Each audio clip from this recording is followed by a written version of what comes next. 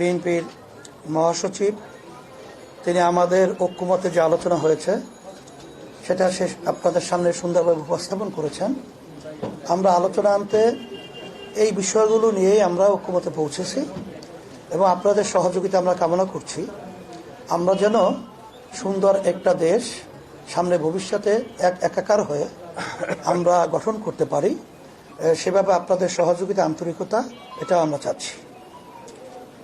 আর সাথে সাথে যে কথাগুলো আমাদের হয়েছে, আমরা তাদের সাথে, আমাদের সাথে এবং দেশ এবং মানবতা এবং রাজনৈতিক ব্যাপারে সব বিষয়গুলোই জিস্ট আলোচনাটা আপনাদের সামনে আমাদের সম্মানিত বিএনপি মহাসচিব তিনি উপস্থাপন করেছেন।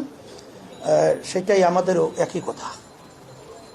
বিএনপি মহাসচিব বা বিএনপি দীর্ঘদিন ধরেই বলে আসছে সরকার শেষে দ্রুত নিরপেক্ষ নির্বাচনের বিষয়ে ইসলামী আন্দোলন বাংলাদেশ সেই দাবিটা আসলে কতটা?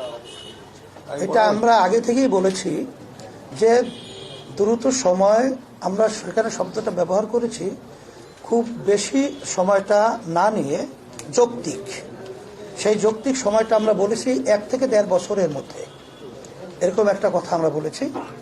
আর 6 মাস তো প্রায় চলেই গেল, আর 1 বছরের মধ্যেই সুন্দর একটা জাতীয় নির্বাচনের ব্যবস্থা করবে, এটাই আসলে মূলত আমাদের কথা। Thank you.